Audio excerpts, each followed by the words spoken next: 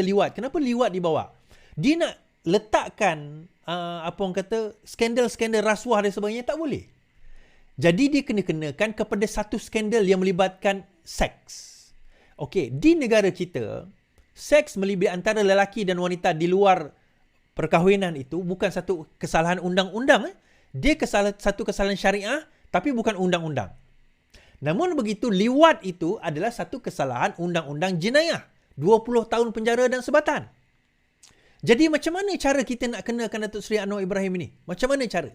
So, bagaimana cara dilakukan pada tahun 97, 98, 97 especially, conveniently, driver kepada Wan Azizah mengaku bahawa beliau diliwat di satu villa bernama Villa Trivoli.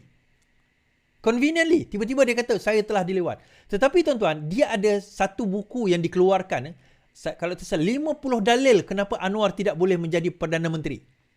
Atau Timbalan Perdana Menteri. Pada masa itu dikeluarkan dan disebarkan di Perhimpunan Agung UMNO pada tahun 1997. 50 dalil. Dan antara yang membenarkan kononnya cerita dalil itu adalah Umi Hafidah. So di dalam dalil itu dikatakanlah dia main isteri orang, kacau isteri orang, isteri Azmin Ali lah. Kemudian dia kata dia ada kekasih ini, kekasih itu. Kemudian dia ada skandal liwat dengan Sukma. Kemudian pemain tenis dia. Last sekali semua ni Sukma kata, mula-mula dia mengaku, lepas tu dia kata tak ada. Pemain tenis Nala Kurapan, saya tak ingatlah nama dia. Mula-mula dia kata ada sebab polis suruh mengaku, lepas tu dia kata tak ada. Sebab masing-masing kata memang tak ada, tapi polis paksa je. Paksa dia orang suruh mengaku. So akhirnya yang stick adalah siapa tuan-tuan? Yang stick adalah Azizan. Tetapi Azizan macam juga cerita Saiful, mula-mula dia kata bahawa saya dipaksa. Sebab dipaksa dan rela adalah dua seksyen yang berbeza di bawah Kanun Keseksaan. 377B dan juga 377C kalau tidak silap saya. Now, kenapa dia kata dia dipaksa? Sebab teruk sangatlah. Sebab dia bukan GAY. Dia bukannya luar tabi'i. Tapi dia terpaksa mengaku dia luar tabi'i. So, untuk mengelakkan supaya dia tak malu, saya dia katalah dia dipaksa. Tetapi, apa orang kata, konspirator ni tak puas hati. Dipaksa tak boleh. Tak boleh. Kena rela juga. So, akhirnya dia mengaku rela. Dia charge di bawah rela B, tetapi dia tak didakwa. Kerana dikatakan dia adalah pengadu. Mula-mula kata Villa Trivoli tu ada. Tarikh sekian. Bila dikontes kata tarikh sekian itu tengah renovation. Tukar tarikh. Lepas tu bila dah tukar tarikh, okey, teruskan dengan tarikh itu. Dia tak ingat pun tarikh tu bila, tuan-tuan. So bila dah tukar tarikh, trial, mahkamah mendapati akhirnya di Mahkamah Persekutuan, liwat itu tidak berlaku. Datuk Seri Anwar Ibrahim didapati tidak bersalah. Naiknya tuan-tuan, 98 sampai 2004. 6 tahun. Dia ada satu lagi kes, salah guna kuasa. 6 tahun dia kena penjara. Maksimum dia kena penjara. Dan sebaik saja dia dijatuhkan hukuman, section mengenai hukuman tersebut, dihapuskan. Dikatakan dia salah guna kuasa. Salah guna kuasa kat sini bukan rasuah. Ini ramai orang tak faham. Dia dipenjara 6 tahun bukan sebab dia rasuah. Bukan sebab dia salah guna kuasa memanipulasi. Pada masa itu Umi Hafidah dibawa untuk disoal siasat. Kemudian dia kata pada polis. Saya tak tahu polis ni macam mana kan. So sebagai Timbalan Perdana Menteri dia kata pada ketua polis, bukan ketua polis negara, ketua polis KL pada waktu itu dia kata, hati-hati, maksudnya jangan lebih-lebih gertak-gertak saja. Itu perkataan dia. Sebab dia tahu polis ni macam mana. Perkataan gertak-gertak saja itu Datuk Seri Anwar Ibrahim masuk penjara 6 tahun.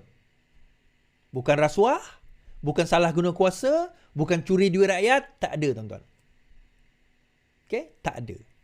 Now, balik masuk kepada tahun 2013, kena lagi. Atas liwat lagi. Tuan-tuan tahu kenapa? Tuan-tuan tengok Man on the Run, tuan-tuan akan nampak. Man on the Run itu adalah kisah Datuk Seri Najib Tun Razak ditangkap berkenaan pendedahan tentang kes 1MDB. Pendedahan yang dibuat oleh Datuk Seri Anwar Ibrahim terhadap 1MDB berlaku pada tahun 2011. Beliau dituduh pada tahun 2008, 2011 beliau dedahkan, 2013 terus didapati bersalah. express kes tersebut. Sedangkan kes liwat kedua yang 2008, Mahkamah Tinggi mendapati Datuk Seri Anwar Ibrahim tidak bersalah. Kenapa? Kata Mahkamah Tinggi, chain of custody. Bukti tersebut didapati ada putus. Ada putus. Kenapa saya cerita putus, tuan-tuan?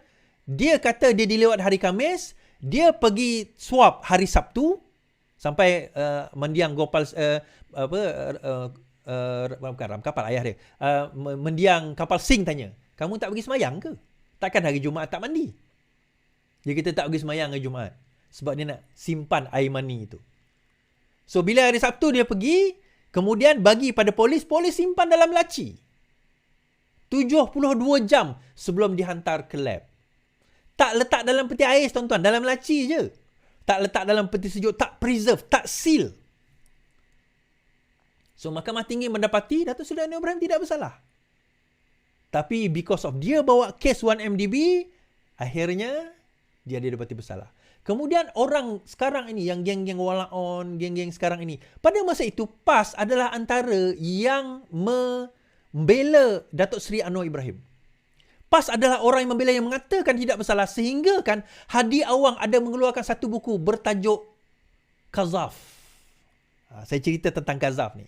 Kazaf ni adalah, tuan-tuan, Datuk Seri Anwar Haji Hadi Awang, Tok Guru PAS Haji Hadi Awang mengeluarkan satu buku bertajuk Kazaf. Saya try beli buku tu, dah habis.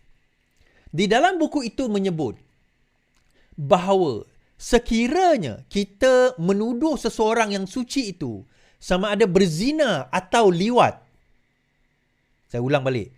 Kalau kita sebagai orang Islam menuduh seseorang itu, yang suci itu, sama ada zina atau liwat, termasuk perkataan liwat ke pelantar ke sewaktu dengannya, seolah kita mengindikasikan bahawa dia telah melakukan zina dan liwat tersebut tanpa membawa saksi yang sah, maka kita telah melakukan kazaf, hukumnya kita fasik. Kalau kita seorang ayah, kita tidak boleh menjadi wali kepada anak perempuan kita kerana kita adalah wali fasik.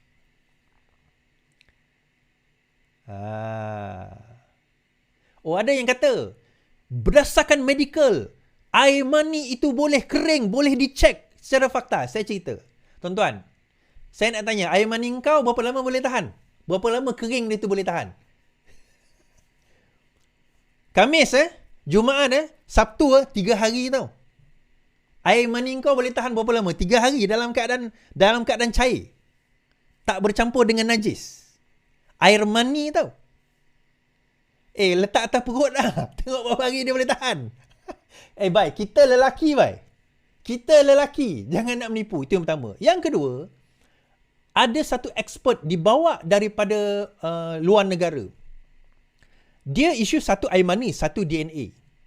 DNA itu menurut expert tersebut selepas 72 jam dia deteriorate, bermakna dia degrade. Dia tak boleh, sukar nak menentukan DNA. Air mani satu hal, DNA satu hal. Tuan-tuan tak ingat berapa hari tadi? Hari Khamis kan? Hari Jumaat, hari Sabtu, itu hari dia kena swab. Lepas itu cotton itu diletak di dalam satu bekas, diletak di dalam drawer polis. Lepas hari Ahad itu, hari Sabtu, hari Ahad, hari Isnin baru dihantar untuk cek. Bermakna dia ada 5 hari, Khamis, Jumaat, Sabtu, Ahad, Isnin baru dihantar untuk cek. 72 jam lepas kena swab. 5 hari Ui, power air mani dia ni, power DNA dia ni. Lepas 5 hari masih ada, boleh detect lagi. Dan menurut pakar DNA tersebut yang dibawa di dalam pembicaraan itu mengatakan adalah agak hampir mustahil untuk kita nak detect DNA untuk tempoh masa yang terlalu lama tersebut.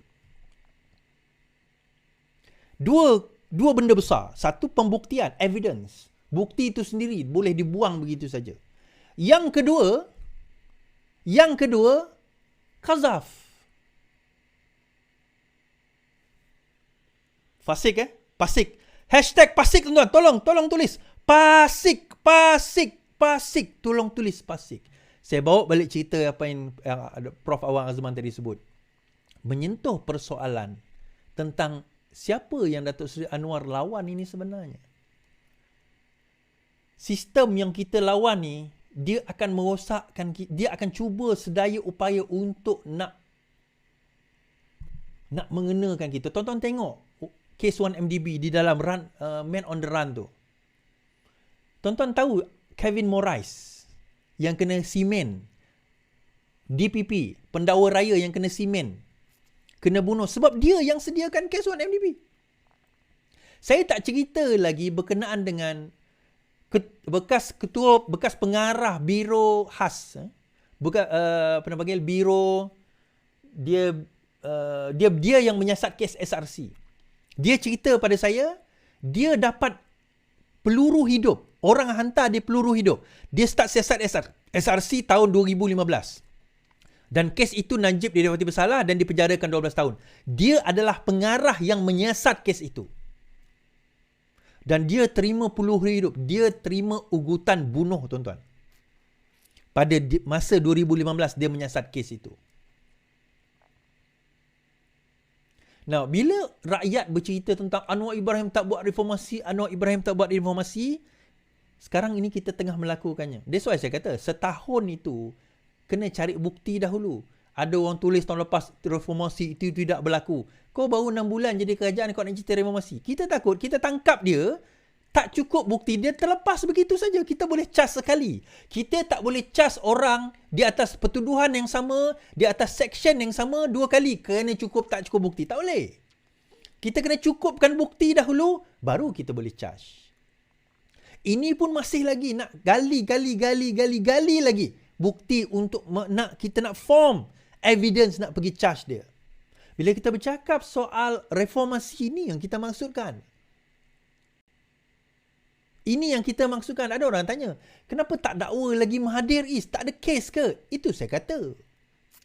Kelicikan diorang ini adalah, dia bukan macam kes Najib. Duit masuk dalam akaun bank sendiri. Dia bukan macam kes Najib, duit masuk akaun bank sendiri. Yang ini dia orang memang bijak, tuan-tuan.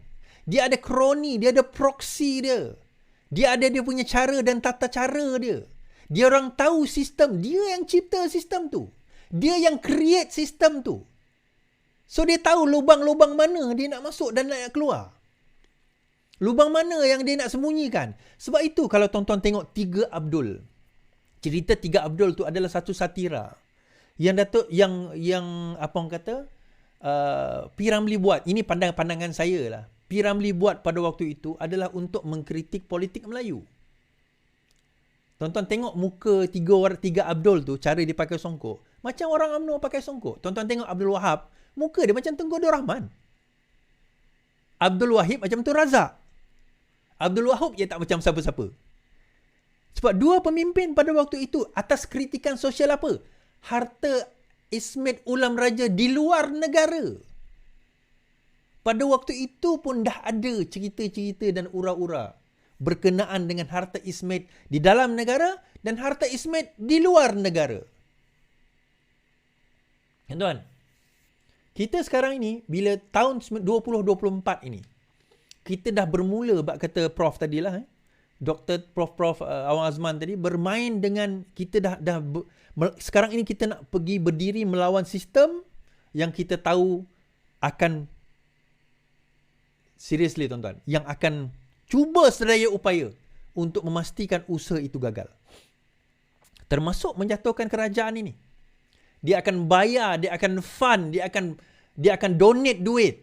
Sebab itu, kenapa Raja Petra bengang dengan saya? Sebab saya dedahkan tentang ada dana yang disalurkan untuk nak jatuhkan kerajaan ini.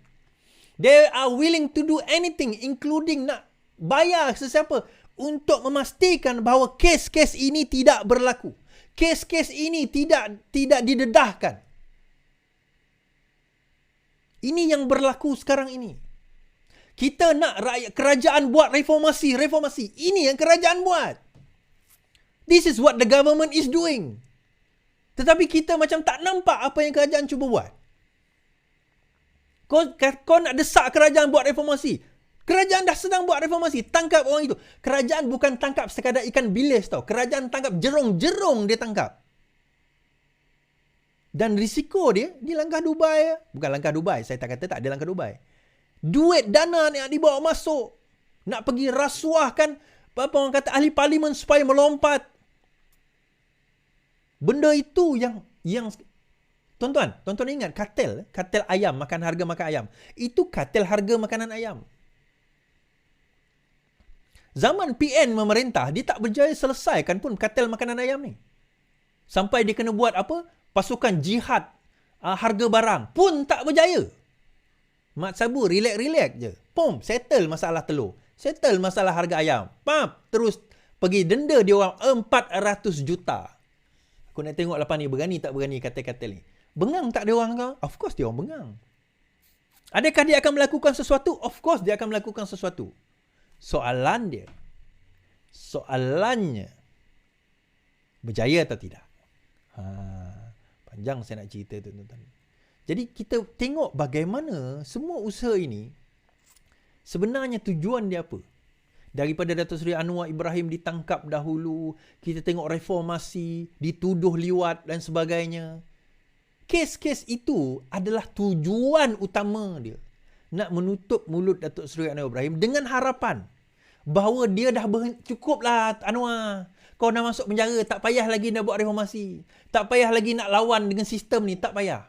Anwar dia dah lawan sistem sejak 60-an, tuan-tuan. Sampai sekarang 2024, tuan-tuan kira, yang lahir 60 pun dah pencen dah sekarang ni. Dia masih lagi nak tegakkan kebenaran itu. Dan setelah puluhan tahun, dia dah menjadi Perdana Menteri, kerja dia baru bermula. Bukan berakhir. Ini baru permulaan ni. Yang duduk lawan selama ini, sekarang ini dia baru bermula. So, macam mana kita nak bantu Is? Pastikan kerajaan ini kekal. Itu je.